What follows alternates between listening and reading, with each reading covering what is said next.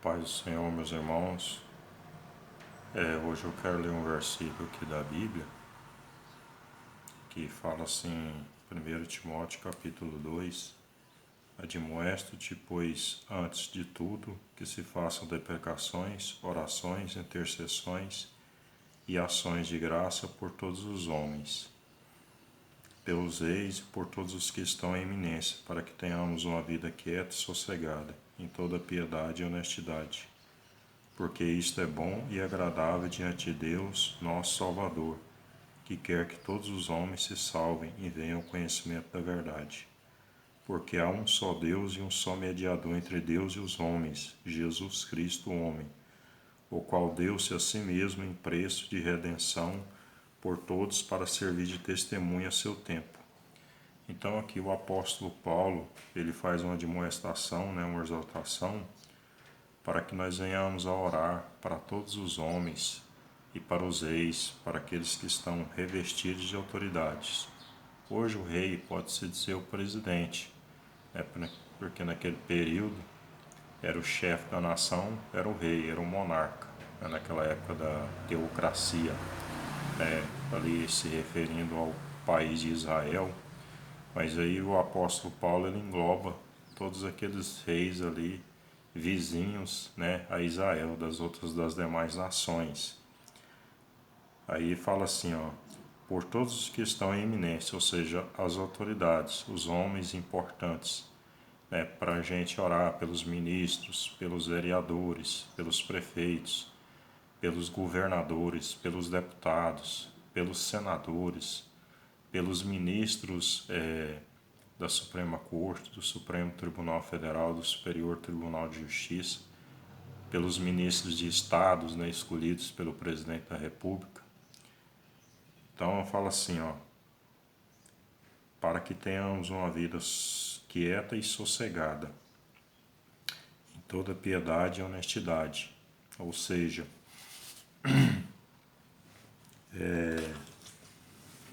a vida sossegada fala assim da sociedade sossegada, que é necessário ter os intercessores para que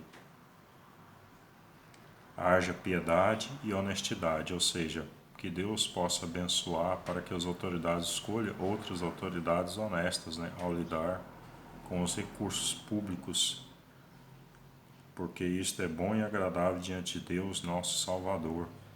Então é bom, é excelente, é aceitável que venhamos a fazer orações, deprecações e súplicas para que Deus possa abençoar as autoridades, de nossa cidade, de nosso estado, de nosso país. Que quer que todos os homens se salvem e venham ao conhecimento da verdade.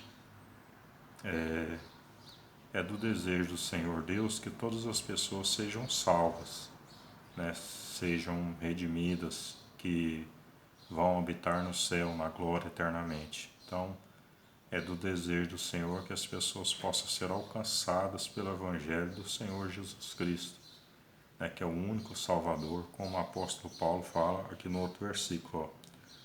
Porque há um só Deus e um só mediador entre Deus e os homens, Jesus Cristo, homem. Então não tem outro mediador, o único que pode interceder, mediador, ou seja, mediar você e Deus, é o Senhor Jesus Cristo. E Ele, para isso Ele veio, para salvar e buscar o pecador. Porque há um só Deus e um só mediador entre Deus e os homens. Olha o tanto que isso é importante. Repetindo aqui o versículo.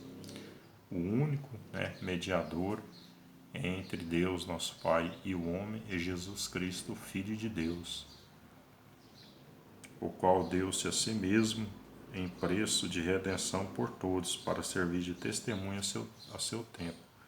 Ou seja, ele foi o único que fez o sacrifício perfeito, que se entregou, que morreu na cruz do Calvário e ao terceiro dia ressuscitou dentre os mortos, o Senhor Jesus Cristo. Então, por isso que Ele é apto, por isso que Ele é poderoso para salvar o homem.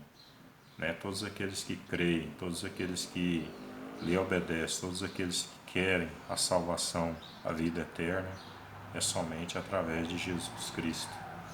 Glórias ao nome do Senhor.